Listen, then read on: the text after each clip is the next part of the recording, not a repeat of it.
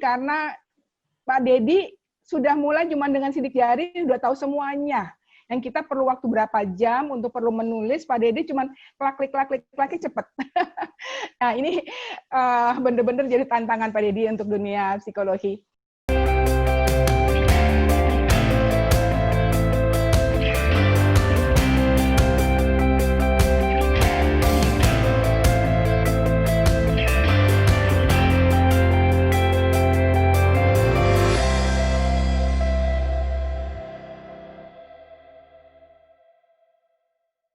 Ini ada profil nama depannya M, A, S, H itu ininya. Ya. Ya sebentar, ini R-nya 45%. Rainbow modelnya mungkin kasih lihat Pak. Boleh rainbow modelnya. Saya nanti di ini dulu Prof, saya masukkan.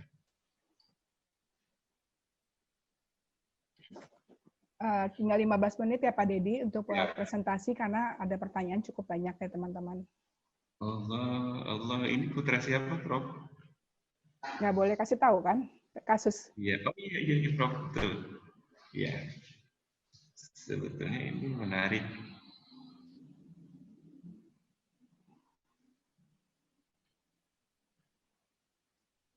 Dan ada jebakan Batman ya Pak Dedi. Oh gitu. Jadi saya ingin dengar apakah ya coba. Bismillahirrahmanirrahim. Saya boleh ini dulu ya ininya bangunannya. Tapi saya ini dulu supaya tidak terlihat namanya siapa dan siapa ini. Saya boleh saya foto dulu sebentar.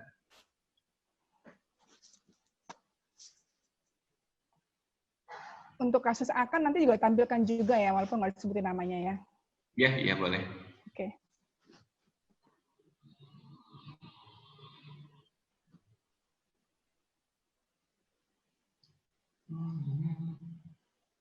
Satu-satu aja Prof ya.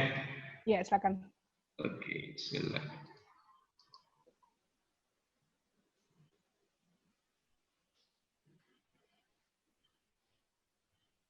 Dari mana dulu? MA dulu?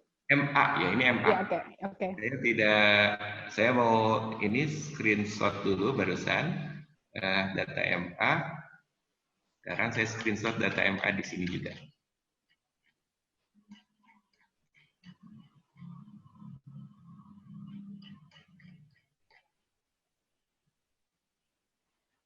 Untuk saya sampaikan pada sejawat bahwa kasus-kasus ini sudah melalui tes konvensional, kemudian saya berikan kepada Pak Dedi, dan saya akan melihat apakah ketepatan dari metode datanya baru masuk kira-kira tadi malam ya?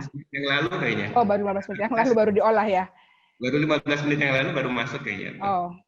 Iya. Ya, jadi nanti apakah ada ketepatan atau tidak? Seperti itu.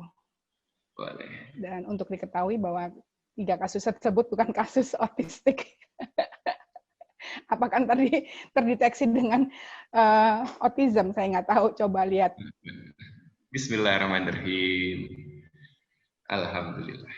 Saya izin share ya. Sekarang udah saya. Oh, saya harus close dulu ini data. Boleh. Saya izin share sekarang. Bismillahirrahmanirrahim. Nah, ini hasil data dari MA. Yang dari Gimana? M tadi. Coba penjelasan. Ini bangunan brain dominance-nya. Ini subhanallah. Jadi kalau kita perhatikan argumentasi yang kita lakukan, pada potensi analytical itu fit baik. Artinya pada karakteristik anak dengan potensi intelektualitas yang baik dari datanya. Di organized brain ini bagian dari kekuatan yang dia miliki, bahwa yang bersangkutan dalam banyak hal on target ketika bekerja, tetapi aspek ininya kelebihan. Yang tadi, seandainya seseorang itu kelebihan, maka pemaknaannya boleh jadi secara kinerja baik, tetapi permasalahan kepribadian menyertai. Salah satu permasalahan kepribadian kalau organized brain menguat itu worry, cepat mudah cemas, ada kecenderungan expect something terlalu tinggi sehingga dinilai mudah kecewa ketika tidak mendapatkan apa yang menjadi harapannya. Nah, di sosial sebetulnya tidak ada problem di data kita. Boleh dia selektif seperti rata-rata orang. Jadi dia mingle, memang di bawah rata-rata, tapi bahwa dia tidak memiliki handicap terkait dengan isu sosial. Tapi di aspek fleksibilitasnya itu ketinggian. Yang bermakna yang bersangkutan itu kreatif, inovatif, tetapi membantah dan sekaligus juga menuntut kebebasan yang tinggi.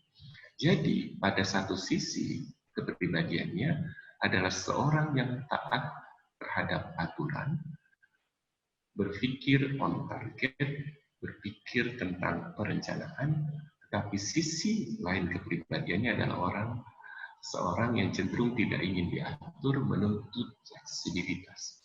Nah, isu yang menarik dari data ini adalah bukan pada kasus autism, tetapi lebih kepada kasus boleh nggak apa-apa saya sebutkan, Prof? Boleh. Boleh jadi yang bersangkutan itu ada indikasi secara umum mengalami permasalahan yang mungkin yang ibu-ibu psikolog di sini sering menyebutnya ADHD, attention deficit and hyperactivity disorder.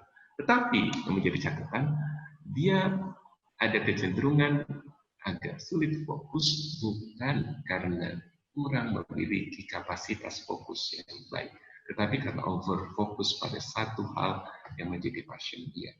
Tapi yang menjadi catatan adalah di data ini adalah kalau kita perhatikan bukan di aspek sosial, tetapi pada aspek mental alertness yang sama tingginya dengan Piaget. Jadi dia aktivitas fisiknya itu sama kuatnya dengan aktivitas badannya, makanya tidak mudah lelah, kayaknya tuh dan sebagainya. Karena jadi ini yang menyebabkan dalam banyak kasus kami. Jadi ada 4 indikasi utama di data Papikostik kalau seseorang itu memiliki indikasi yang kuat 4 atau 5 ya, mengalami problem terkait dengan ADD, Attention Deficit Disorder, dalam beberapa hal, atau bukan bahkan beberapa hal. Saya sebenarnya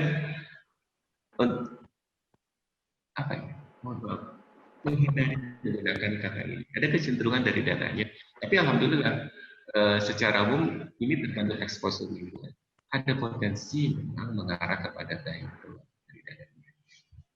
Nah, tapi nah, kalau kita perhatikan, apa yang menjadi indikasi kuat ketika seseorang itu ada kecenderungan tadi mengarah ke ADD atau dalam beberapa hal juga ada indikasi bipolar.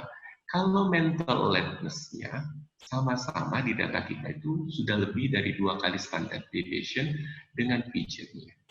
Dan dia itu juga membantah. Membantah itu ada di sini. Membantah. Ini norma ya Pak Dedi, tapi yang tadi Pak Dedi kan mencampur antara analisis kasusnya dengan dikaitkan dengan norma ya. Bisa fokus dengan kasusnya saja dulu nggak? Karena ini saya juga melihat waktunya.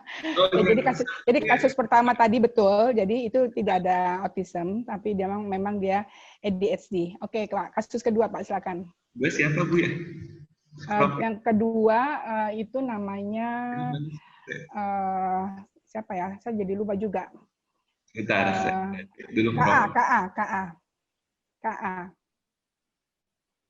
KARH ya? Ya. Ya, boleh. Habis KA terus RA. MAKARA. Enggak, namanya 4 ini. Ada KARH ini. Namanya panjang. Oh iya.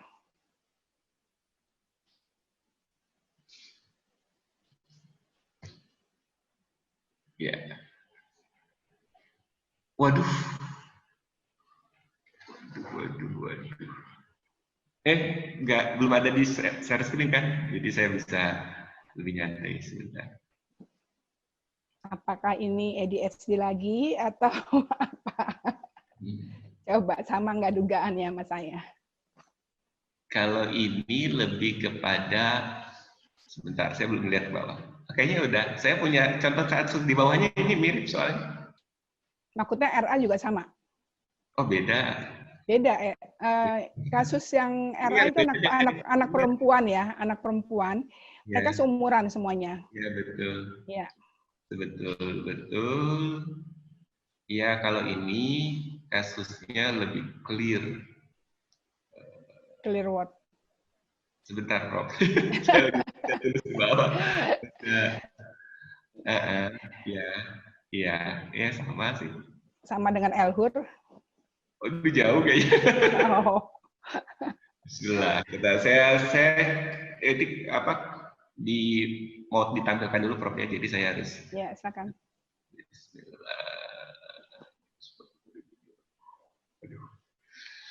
Bismillah. Kalau yang ini kemungkinan saya nggak tahu usianya berapa karena saya ada semacam ethics untuk tidak melihat clients, tapi view kepada data. Jadi ada indikasi memang menjadi mana objek. Ya ini rainbow-nya mana rainbow modelnya? Saya lagi ini Prof lagi mau ambil dulu supaya nggak kelihatan namanya ya. Ya teman sejawat, model pria di tes ini ya untuk kita kan psikogram. Jadi Pak Dedi itu pakai model rainbow itu yang menurut saya gampang untuk dikenali, tadi sudah disampaikan gitu. Ya, silakan.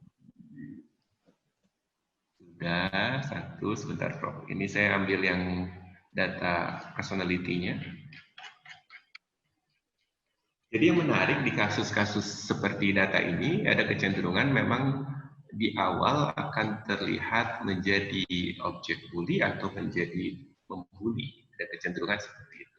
Karena ini bedanya dengan yang tadi itu, ini physically very tough. Jadi sangat-sangat kuat dan dominan. Dan emosinya juga ini cenderung outburst ya, agak meledaknya, agak dalam problemnya.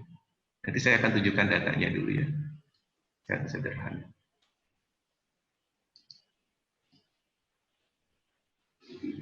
Oh, karena datanya baru diterima, jadinya belum siap ya Pak Dedi ya? Iya, saya ada kesulitan berhadapan dengan kliennya ya dalam 2 minggu terakhir itu? Kayaknya kalau saya tidak ada staff saya ngurus itu, tapi saya kurang tahu. Tapi kemungkinan katanya faktor internet dari kliennya kelihatannya. Oh, gitu. Ketika proses ini kan kita sistemnya pakai machine learning. Jadi kalau machine learning itu verifikasinya itu lambat, itu dianggap nanti bisa jadi kalau internetnya lambat nanti nggak ada pembelajaran dari data. Ini sudah share belum saya? Belum. Oh ini nih sudah ada.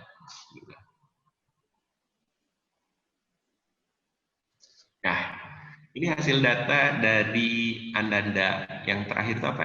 Namanya siapa? Apa tadi? KA ya, KA. KA. Jadi kalau ini bangunannya luar biasa perbedaannya. Itu subhanallah dalam banyak hal ya saya bersyukur dan mudah-mudahan kalau misalkan nanti saya sudah tidak lagi di dunia, modeling ini bisa digunakan oleh banyak orang termasuk di dunia psikologi. Nah, jadi kalau kita lihat dari indikasinya, yang bersangkutan itu organize-nya sangat kuat, artinya very demanding. Dalam banyak hal, ingin mengerjakan itu dengan ego driven, dengan ambisi yang kuat yang dia miliki. Nah, tetapi pada aspek analytical brain-nya betul di atas rata-rata, tapi pada skala yang tidak menyebabkan dalam pandangan kami dianggap fit terlalu kuat. Nah, ini yang menarik dari datanya. Kalau analytical brain cenderung menurun, aspek emosi itu biasanya akan lebih ekspresif. Jadi akan lebih besar, ada potensi outburst-nya menguat dalam beberapa kasus. Di flexible brain-nya itu menurun, indikasi bahwa yang bersangkutan itu sangat keras kepala dari data kita, tetapi di aspek sosialnya sebetulnya ini lebih rendah dibandingkan yang tadi, tapi untuk dikatakan autism kayaknya masih jauh. Ya, memang bukan kasus autis. Tidak seperti itu. Nah, kalau kita perhatikan dari datanya, Apa yang menyebabkan saya mengatakan ini agak sedikit berbeda dengan kasus yang pertama? Karena kasus pertama itu pada aspek emosinya itu tidak terlalu dalam, tapi ini sangat dalam. Sederhananya kayak gini. Kalau kita lihat mental alertness-nya itu sama tingginya. Jadi energi geraknya dengan energi pikirannya sama kuatnya dan semuanya itu berlebih. Sehingga ada indikasi permasalahan itu muncul, ya. Tetapi permasalahan utama muncul itu dikarenakan yang bersangkutan itu cenderung juga emosional dan reaktif ketika diserang. Dan ini reaktivitasnya itu sangat tinggi. Di bahasan pertama, yang membedakan alat tes kami yang berbeda dengan alat tes manapun di dunia sehingga saat ini adalah bahwa di halaman pertama ada nilai R, reactive emotion. Yang bersangkutan, yang data ini memiliki nilai R 97,5. Yang maknanya hampir semua ekspresi emosinya itu lebih mengarah kepada reaktivitas. Jadi memendam tetapi bisa saja meledak, yaitu dengan daya ledak yang kuat. Faktor yang memberatkan dari datanya mengapa secara emosi juga sangat kuat yang bersangkutan, karena dari datanya, kalau warna kuning di data kita di Need to Support Authority maknanya membantah. Tetapi tadi yang bersangkut, yang kasus pertama, saya menggunakan bahasa membantah. Tetapi kalau dia warna merah di data kita, itu maknanya membangun, rebel. Sehingga ada indikasi tadi saya sebutkan, boleh jadi bersangkutan ketika dalam tahap perkembangan menjadi objek bully atau membuli orang di sekitarnya. Itu kecenderungannya kayak gitu. Mungkin gitu, Prof. Oke, Pak Deddy, terima kasih. Ke aspek emosi yang agak susah. Aspek yang berlebihan tadi ya. Baik, tepat ya, yang 1, 2 tepat. Sekarang yang ketiga Pak Deddy, coba yang anak perempuan.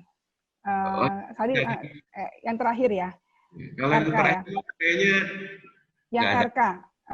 RK. Sebentar Prof ya, saya bikin dulu supaya nggak kelihatan datanya. Yang kedua. Yang ketiga ya, RK ya. Iya. Yang namanya bukan, RK.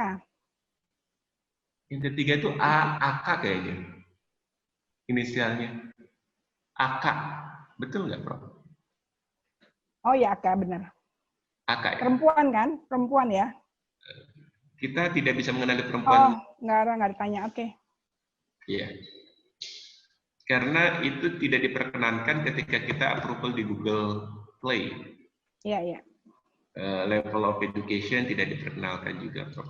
Tidak diperkenankan mengambil data itu. 2 menit aja Pak Deddy. Nanti Bang Sumai jawab, dia udah banyak pertanyaan. Ya, saya sebutkan aja karena mungkin saya harus belajar. Iya. Kalau dari data AK, mohon maaf, ini kami tidak melihat indikasi permasalahan. Ini hanya, saya akan sebutkan ini. Ini mirip, datanya itu mirip ya karakter orang yang dinilai nantinya itu sebagai orang yang pinter tapi agak malas-malasan. Itu aja. Ada kecenderungan seperti itu. Problem utamanya dari angka itu inisiatif. Di banyak kasus kalau saya sudah melakukan, walaupun saya tidak melakukan studi longitudinal studies, tapi beberapa klien kami yang ada indikasi anak-anak seperti AK ini cenderung aktif di rumah tetapi tidak terlalu aktif di lingkungan luar rumah. Terus itu yang pertama, problem pertama. Dan nggak enakan sama orang, jadi problemnya isunya di leadership, tidak ada isu terkait dengan emosi bahkan sangat stabil dari datanya. Isunya ada, ternyata need to be forceful-nya itu warnanya kuning, yang bermakna kalau ada masalah lari, jadi terlalu sensitif terhadap kekerasan. Misalkan sensitif terhadap kekerasan. Jadi ayah dan ibunya berantem itu satu pukulan berat bagi dia. Oke. Dia menyaksikan satu hal yang kekerasan, konflik itu tidak kuat. Jadi selalu has strong feeling gitu. Jadi perasaannya itu terlalu kuat. Jadi kalau misalkan dia punya masalah dengan temennya, itu sore hari dia nggak bisa tidur atau sulit gitu. Oke, Pak Deddy, terlalu jauh ininya analisisnya. Tapi yang jelas memang dia anak gifted ya. Kemudian memang terlalu emosional. seperti itu. Jadi hubungan dengan orang tuanya nggak ada masalah sebenarnya. Baik, terima kasih Pak Dedi. Ini ada pertanyaan sudah masuk. Mudah-mudahan tadi orang tua dari 3 orang anak tersebut mendengarkan, ya benar tidaknya, ya dari sidik jari yang melalui apa Pak Dedi? Melalui aplikasi kayaknya, melalui aplikasi ya. Ya. Ya ini Pak Dedi pertanyaannya ya. Terima kasih banyak Pak Dedi. Ini boleh tahu jumlah sampel yang diambil untuk penelitian tentang anak autisme? Pertanyaan dari Maya Ramayanti. Berapa ya sebentar? 100. Tadi 575 bukan? Oh bukan, itu tadi yang umum ya. Saya belum tunjukin sebentar ya, autism.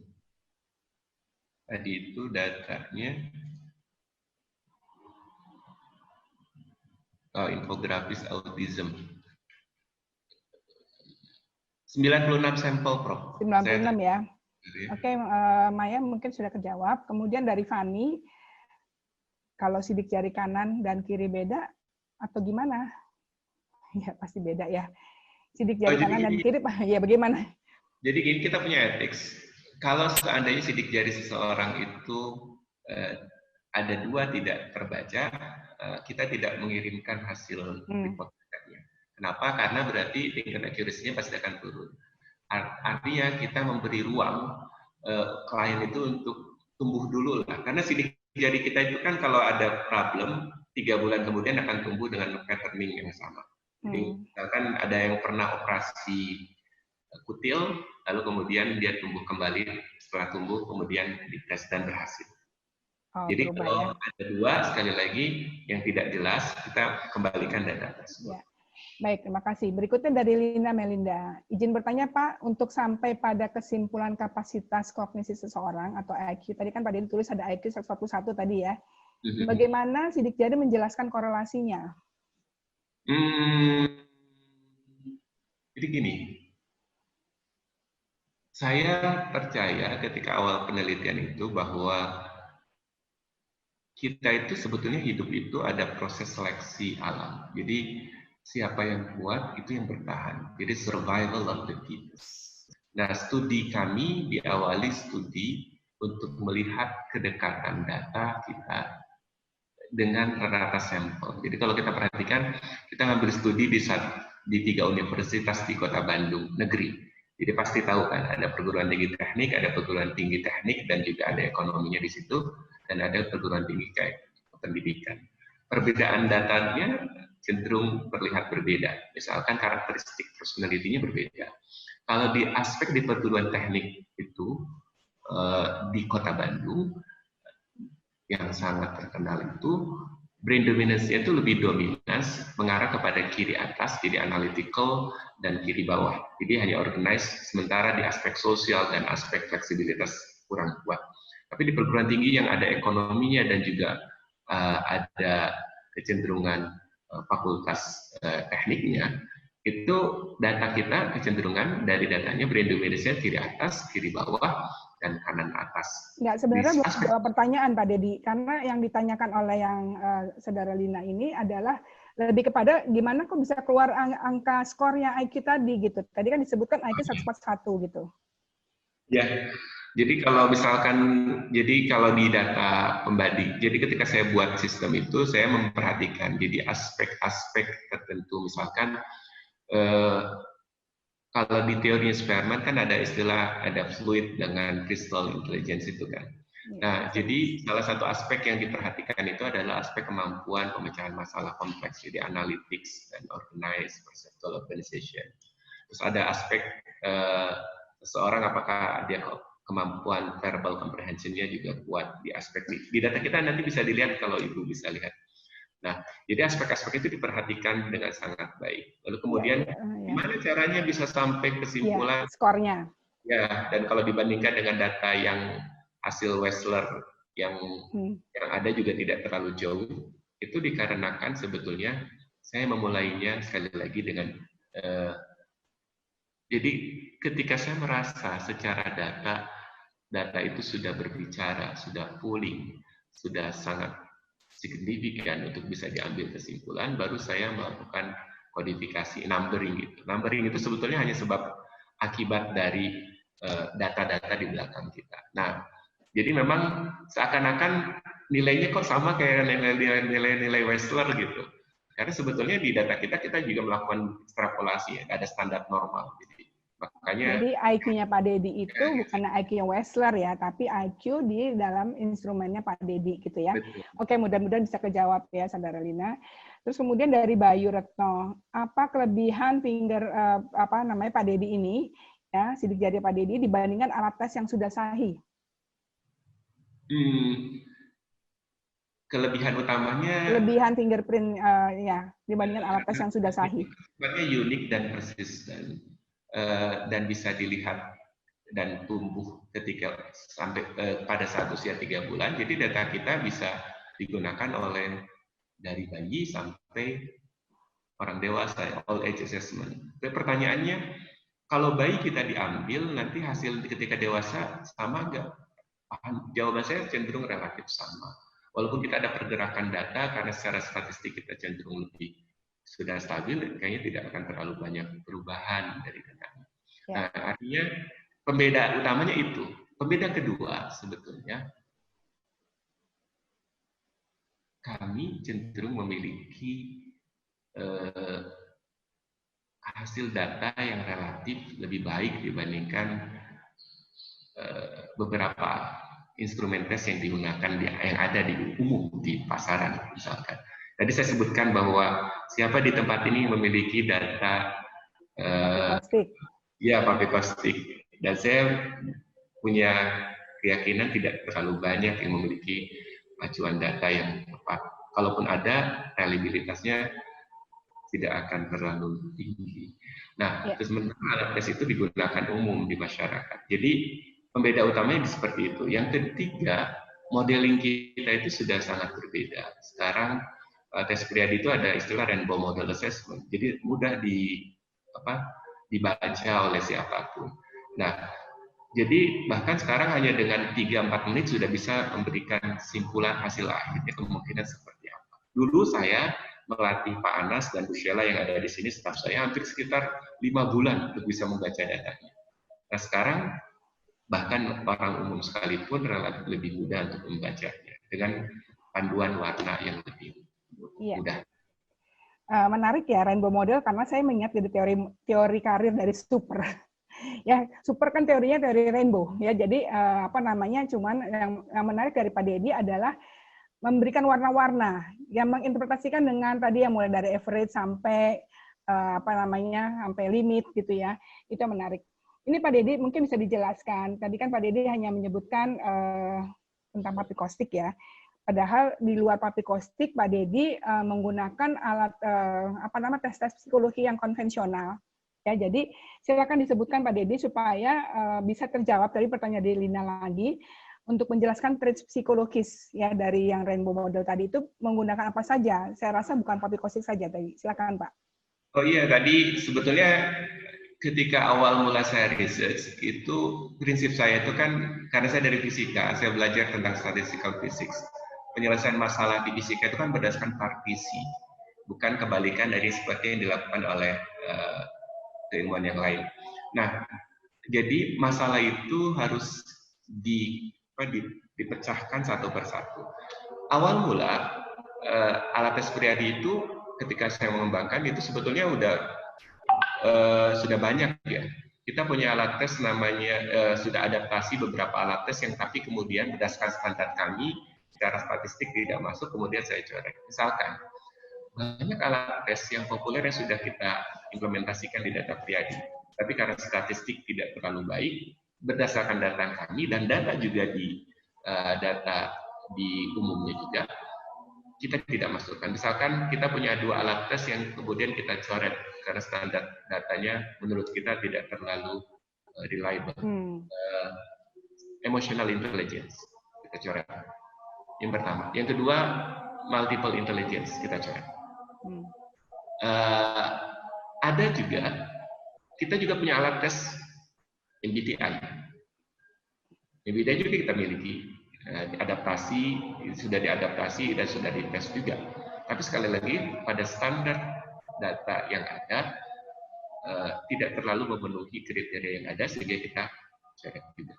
Oke. Kita juga ada satu hal yang kita miliki juga sebetulnya yang kita belum masukkan, dan sekarang sudah dimasukkan tapi dalam bentuk personality matrix. Jadi personality matrix itu kalau Bapak dan Ibu lihat nanti dia di halaman terakhir dari hasil asesmen kita, itu adalah impian saya. Bagaimana memperlihatkan, saya itu percaya gini, boleh kita rumit dalam mengolah data, tapi simpulan itu harus sederhana. Jadi yang paling sederhana dari data yang kita miliki adalah yang paling mahal yang saya jual. Oke. Jadi itu ada di personality matrix. Jadi sebetulnya big five factor personality sudah ada di data Priadi juga. Tetapi dalam bungkus yang kita sebut personality matrix karena satu dan lain hal. Yang pertama, item has a big five yang lebih dari yang sekitar 30 itu menurut saya membuat orang itu bingung. Sehingga walaupun secara accuracy baik, tetapi dalam hal eksekusi di lapangan kayaknya tidak terlalu menyenangkan. Itu yang pertama. Ya, Pak Dedi, mungkin Pak Dedi diuntungkan ya latar belakangnya ITB Fisika, kemudian belajar ETSA ya. Jadi bagaimana pendekatan-pendekatan dari sidik jari ini jadi sangat menarik penjelasannya karena menguasai tadi psikologi. Nah ini apakah ada pertanyaan tadi dari Hendra Sulaiman ya? Masih apakah hasil pemeriksaan ini berlaku berapa lama? Apakah setelah 3 tahun masih valid nggak Pak? Terus kemudian kalau misalnya ada orang kena stroke ya, dapatkan menurunkan kecerdasannya, apakah sidik jari juga akan berubah? Ya, silakan. Ini menarik karena ya, pertanyaannya bagus. Argumen yang paling dalam dari data. Kenapa saya gunakan data sidik jari? Karena tadi persisten tadi. Jadi istilahnya itu lingkungan dan experience itu tidak berpengaruh. Banyak kalangan, terutama kalangan psikologis yang mempertanyakan tentang itu kan. Karena gini, saya punya pengalaman yang menarik, Prof. Jadi suatu waktu saya menjadi konsultan di sebuah kantor pemerintahan. Jadi sebelum itu kantor pemerintah itu sebelum menjadi klien kami, dia ini mengakses staff-staffnya, ribuan staffnya itu dengan menggunakan alat tes yang ada. Lalu kata saya, tapi cuman kemudian alasan salah satu, mohon maaf sekali lagi, salah satu alasan kepalanya itu kenapa kemudian tertarik dengan data Priadi adalah karena dia mendapati waktu itu ketika dites kepala assessment centernya itu, hasilnya itu menurut dia tidak relevan, tidak sesuai. Lalu kemudian datang kepada konsultan itu, dites kembali jam 10, dites jam 3, hasilnya kok bedanya terbalik jauh sekali. Nah, itu yang kita bingung juga. Kita mau mencoba cross validation ini ke seluruh dunia di 7 bahasa. Kita sedang bikin sistemnya, big datanya untuk bisa mencapai itu. Tapi kita punya kendala, orang itu kalau dites, hasil tes berdasarkan paper based test, let's say Kapikostik atau yang lainnya, perubahannya itu banyak atau bahkan signifikan. Hanya selang setengah jam atau sebagainya. Nah, kalau data sidik jari relatif akan cenderung sama. Tapi sekali lagi argumentasinya kan orang berubah, kan ada pengalaman, kan ada training. Tapi argumentasinya yang tadi bahwa dalam banyak hal aspek genetik itu berperan membentuk siapa kita, terutama pada usia pasca kedewasaan. Bahwa seseorang itu akan terlihat lebih ceroboh dalam pengambilan keputusan, tidak setiap hari, tapi karena dia punya source atau blueprint yang cenderung ceroboh dalam pengambilan keputusan, kemungkinan itu terjadi, ya. Misalkan ada seorang... sorry, maaf, apakah pertanyaan Hendra ini kejawab atau tidak ya? Karena pertanyaan itu terkait dengan stroke ya. Jadi pada waktu dia stroke itu, apakah ada perubahan di dalam hasil sidik jarinya gitu? Tidak ada ya, itu mungkin itu saja. Respon dia ketika mengalami stroke itu menurut pandangan saya akan tergambar di datanya. Misalkan apakah ini misalkan di data kita beberapa ada kecenderungan dari data kami, kalaupun saya kemarin saya ingin sebetulnya studi tentang lebih ke health psychology misalkan. Ada indikasi di data kita orang-orang yang cenderung mengalami permasalahan. Kenapa tadi saya tampilkan data schizophrenia? karena ada kasus yang menarik. Jadi ada satu anak, orang udah dewasa sekarang, memang mengalami masalah dengan autism. Sorry Pak Dedi, karena ini waktunya sangat tinggal 10 menit ya. Jadi artinya pada waktu pertanyaan Saudara Hendrasli ini, artinya pada orang yang sudah kena stroke, kemudian dites lagi sidik jari, tidak ada perubahan yang signifikan. Jadi artinya sama ya, sebelum dan setelah kena stroke, hasilnya sama. Nah, terus kemudian juga ada pertanyaan, ini kan terkait ya, apa namanya, tadi ini saya lompat dulu dengan pertanyaan, tadi kan pertama ada kasus yang tadi yang bagus ya, yang anak yang talented ya, yang visual spasialnya kuat sekali, itu dia bisa, kalau saya merasa bahwa dia banyak melihat, dia curiosity tinggi dengan bangunan-bangunan ya, jadi mungkin anaknya arsitektur nih ya, anak bapaknya, keluarganya. Jadi ada bangunan mulai dari Monas sampai Totem, sampai Big Ben, sampai Eiffel dari seluruh dunia ya, termasuk yang dari Kyoto ya. Saya lihat semuanya itu ada semua di situ. Dan ini pertanyaan dari Saudara Danari, gambaran rainbow modelnya belum ada untuk anak tersebut. Apa yang tadi digambarkan 141 itu adalah gambaran si anak tersebut? Betul. Oh iya, jadi berarti sudah dijawab ya, berarti sudah ada ya. Ya karena tadi tidak seolah-olah kayak tidak nyambung gitu. Oke, Saudara Danari udah kejawab ya. Jadi itu tadi yang itu nilai GCA untuk arsitektur intelijennya 148. Jadi gitu. Tinggi sekali. Iya. Di data kita tuh 145. 4 kali standard deviation. Iya. Semua warna itu ya, warna ungu ya. Semuanya ya, kena ya. Nah, terus kemudian ingin tanya nih Pak, dari Wuri Ardianingsih, mengingat sidik jari tidak bisa berubah, apakah artinya profil seseorang tidak akan berubah juga? Lalu bagaimana dengan adanya brand plasticity? Emang sidik jari nggak berubah, Pak? Betul. Sidik jari tidak berubah. Lalu apa maknanya pendidikan? Apa maknanya training? Apa maknanya? Jadi profilnya tidak berubah juga. Profilnya tidak berubah. Karena tadi argumentasi saya sebetulnya. Jadi orang itu kan cenderung lingkungan itu cenderung mencoba mempengaruhi kita. Tetapi kita itu punya self identity. Jadi yang disebut threshold line. Kalau kita tidak merasa nyaman lagi, kita akan cenderung menghindari pengaruh dari lingkungan tersebut. Nah, brain plasticity itu cenderung betul tepat ada. Tetapi argumentasi saya dibatasi juga oleh kapasitas yang ada.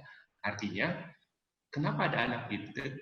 Kenapa ada anak yang cenderung terbelakang? Itu karena sebetulnya mereka cenderung memiliki self-identity yang berbeda sejak awal. Jadi training dan sebagainya membantu seseorang itu. Kalau dalam bahasa saya, seorang introvert tidak akan pernah menjadi extrovert karena sebuah training. Tetapi seorang introvert bisa menjadi lebih terbuka karena sebuah training.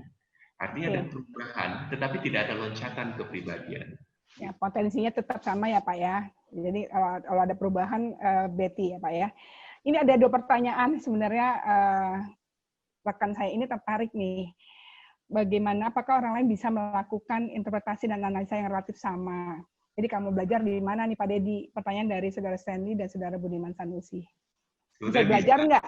Bisa belajar nggak? Saya aja kan sekarang presentasi, datanya muncul kan, berarti ada orang lain yang mengerjakannya.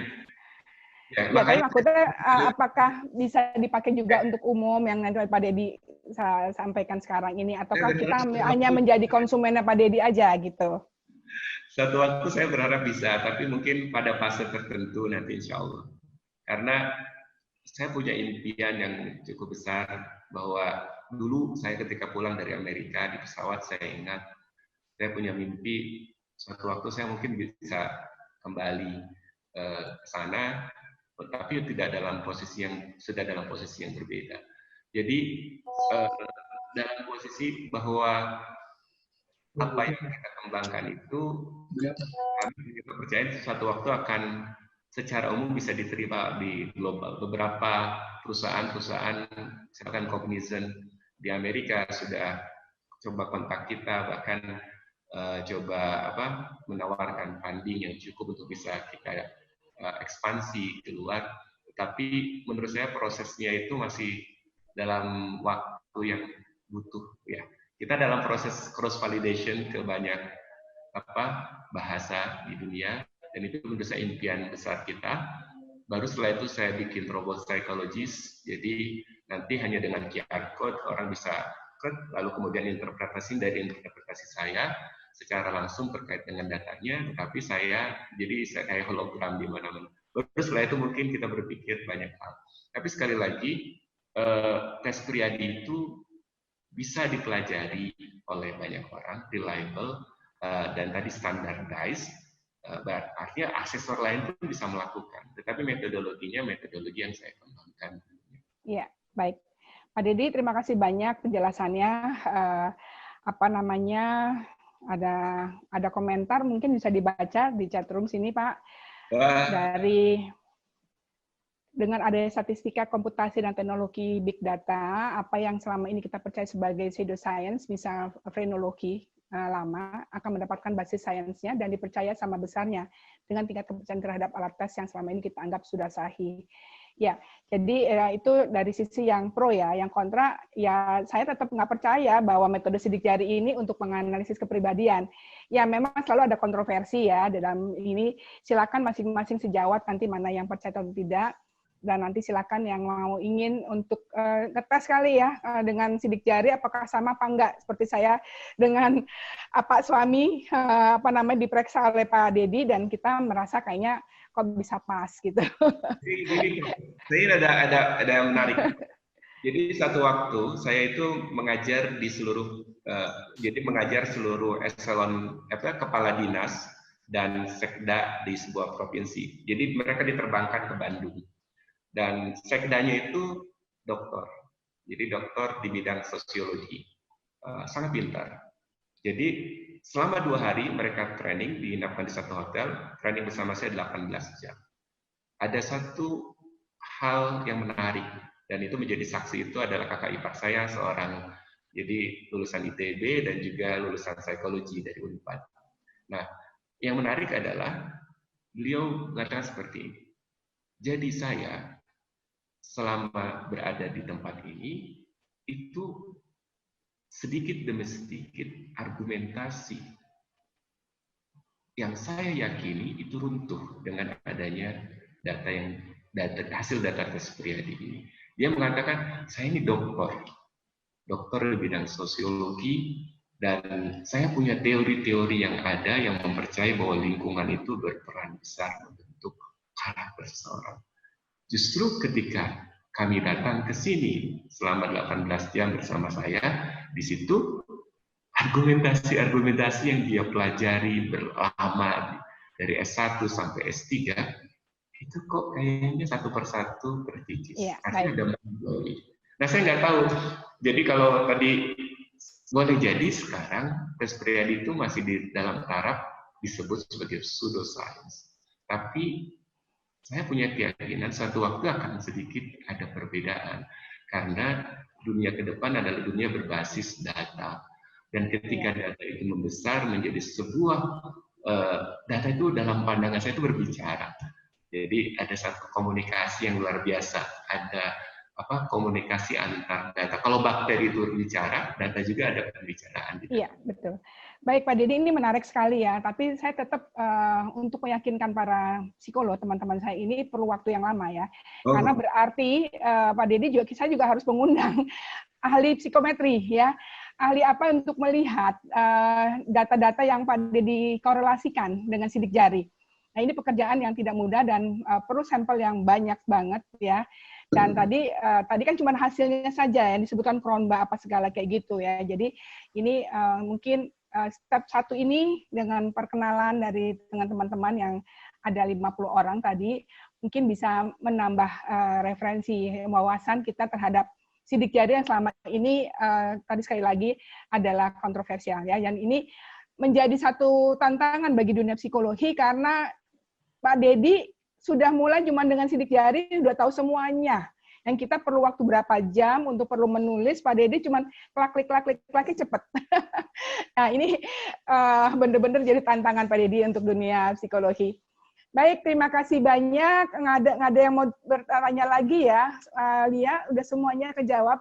Sekali lagi terima kasih Pak Dedi tentang paparannya, inspirasinya, wawasannya untuk kita menjadi lebih tahu tentang sidik jarinya. Untuk teman-teman yang hadir juga saya ucapkan banyak terima kasih. Mudah-mudahan ini dalam kondisi pandemik ini kita bisa silaturahmi yang kita sama sekali tidak pernah menyangka bahkan akan ketemu dalam dunia maya seperti ini. Baik, saya kembalikan kepada Lia. Terima kasih. Wabillahi taufiq wal hidayah. Assalamualaikum warahmatullahi wabarakatuh.